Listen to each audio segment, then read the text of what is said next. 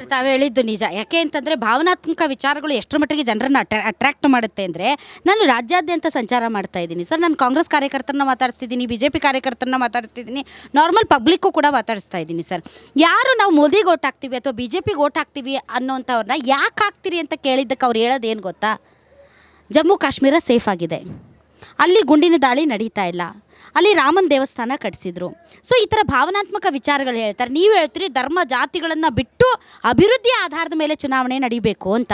ಆದರೆ ಈ ಥರ ವಿಚಾರಗಳು ಜನರನ್ನ ತುಂಬ ಈಸಿಯಾಗಿ ತಲುಪುತ್ತವಲ್ಲ ಸರ್? 10 ವರ್ಷದ ಅವಧಿಯಲ್ಲಿ, ಮೋದಿ ಸಾಹೇಬ್ರ ಅವಧಿಯಲ್ಲಿ ಎಷ್ಟು ಸರಿ ಟೆರರಿಸ್ಟ್ ಅಟ್ಯಾಕ್ ಆಗಿದೆ ನಿಮ್ಗೆ ಗೊತ್ತಿದೆಯಾ? ಪುಲ್ವಾಮಾ ಯಾವ ಟೈಮಲ್ಲಿ ಆಯಿತು? ಮತ್ತು ಬಾಗಲಕೋಟೆ ಯಾವಾಗ ಆಯಿತು? ಈ ಥರ ಪಾರ್ಲಿಮೆಂಟ್ ಮೇಲೆ ಯಾವಾಗ ಅಟ್ಯಾಕ್ ಆಯಿತು? ಯಾರು ಆಡಳಿತದಲ್ಲಿರಬಲ್ಲ? ಯಾರು ಆಡಳಿತದಲ್ಲಿರೋದಲ್ಲ? ಸೊ ಈ ಥರ ಹಲವಾರು ಉದಾಹರಣೆಗಳಿದ್ದರೆ ಚರ್ಚೆ ನಡೆಯೋದಿಲ್ಲ. ಚರ್ಚೆ ನಡೀತಕ್ಕಂಥದ್ದು ಇದೆ. ಜಮ್ಮು ಕಾಶ್ಮೀರ ಸೇಫ್ ಆಗಿದೆ. ಏನು ಜಮ್ಮು ಕಾಶ್ಮೀರ ಅವಾಗ ಇವಾಗ ಏನು ಡಿಫ್ರೆನ್ಸ್ ಇದೆ? ಜಮ್ಮು ಕಾಶ್ಮೀರಿಗೆ ಅವಾಗ ಇವಾಗ ಏನು ಡಿಫ್ರೆನ್ಸ್ ಇದೆ? ಇವರು ರಾಹುಲ್ ಗಾಂಧಿ ಅವರು ಹೋಗಿ ಕಾಶ್ಮೀರದಲ್ಲಿ ಮಂಜನ್ನು ಹಿಡಿದು, ಸಾರಿ ಅದೇನದು ಸ್ನೋನ ಹಿಡಿದು ಹಿಂಗೆ ಗಾಳಿಯಲ್ಲಿ ತೂರಿ ಆಟ ಆಡುವಂತಹ ಒಂದು ಏನು ಭಯಭೀತಿ ಇಲ್ಲದೆ ಇರುವಂಥ ವಾತಾವರಣ ನಿರ್ಮಾಣ ಮಾಡಿಕೊಟ್ಟಿದ್ದು BJP, ನರೇಂದ್ರ ಮೋದಿ ಅಂತ ಅವ್ರು ಹೇಳೋದು. ಅದೇಮ್ಮ, ಅದು ಇವ್ರು ಹೇಳೋದು ಇದನ್ನೇ ನಡೆಸ್ಬೇಕೀಗ. ಇಲ್ಲಿ ಬಡತನ ನಿರ್ಮೂಲನೆ ಬಗ್ಗೆ ಮಾತನಾಡ್ತಾರಾ? ಈ ದೇಶದ ಸಾಲ ಬಗ್ಗೆ ಮಾತನಾಡ್ತಾರಾ? ಇನ್ಫ್ಲೇಷನ್ ಬಗ್ಗೆ ಮಾತನಾಡ್ತಾರಾ? ಜಾಬ್ಸ್ ಬಗ್ಗೆ ಮಾತನಾಡ್ತಾರಾ? ಉದ್ಯಮಿದಾರರು 16 ಲಕ್ಷ ಕೋಟಿ ಸಾಲ ಮನೆ ಅದ್ರ ಬಗ್ಗೆ ಮಾತನಾಡ್ತಾರಾ?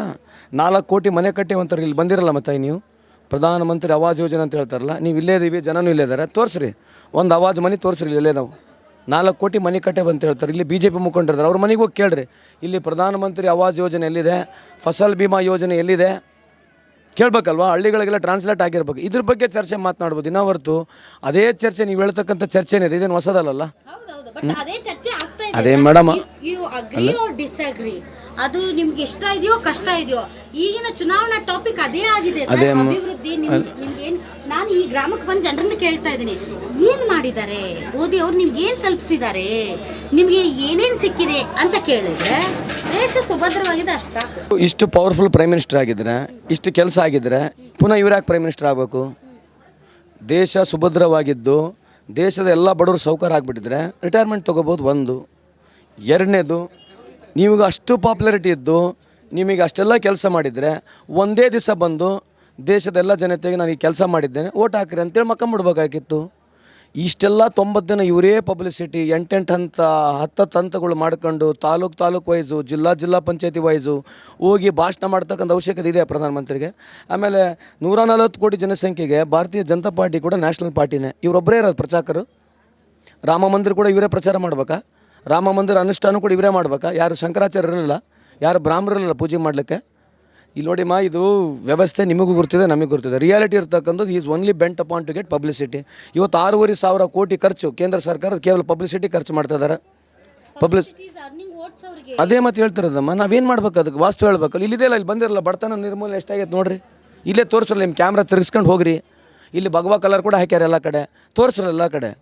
ಬಡತನ ನಿರ್ಮೂಲನೆ ಆಗಿದ್ದರೆ ಓಕೆ, ಬಟ್ ಜನಕ್ಕೆ ಸತ್ಯತೆ ತಿಳ್ತಕ್ಕಂಥದ್ದಕ್ಕೆ ಅವಕಾಶನೇ ಕೊಡೋದಲ್ಲ ಮೋದಿ ಸಾಹೇಬರು. ಕೇವಲ ನರೇಂದ್ರ ಮೋದಿಯವರು ಅನುಕೂಲ ಆಗ್ತಕ್ಕಂಥದ್ದು, ಕೆಲವು BJP ಮುಖಂಡರಿಗೆ ಅನುಕೂಲ ಆಗ್ತಕ್ಕಂಥದ್ದಿದೆ. ಈ ದೇಶದ ವ್ಯವಸ್ಥೆ ಹದಗೆಟ್ಟು ಹೋಗಿದೆ. ಉದಾಹರಣೆ ಕೊಡಲಾ? 27,000 ಇರ್ತಕ್ಕಂಥ ಒಂದು ಗ್ರಾಮ್ ಬಂಗಾರ ಇವತ್ತು 77,000 ಆಗೈತೆ. ಯಾರ ಕಾರಣ ಇದಕ್ಕೆ? 58 ರೂಪಾಯಿ ಇರ್ತಕ್ಕಂಥ ಒಂದು ನಿಮಗೆ ಸಿಗ್ತಕ್ಕಂಥ ಡಾಲರು ಇವತ್ತು 84 ರೂಪಾಯಿ ಆಗಿದೆ. ಇದು ಯಾರ ವಿಚಾರ? ಗ್ಯಾರಂಟಿ ನ್ಯೂಸ್, ಸುದ್ದಿ ಖಚಿತ, ನ್ಯಾಯ ನಿಶ್ಚಿತ.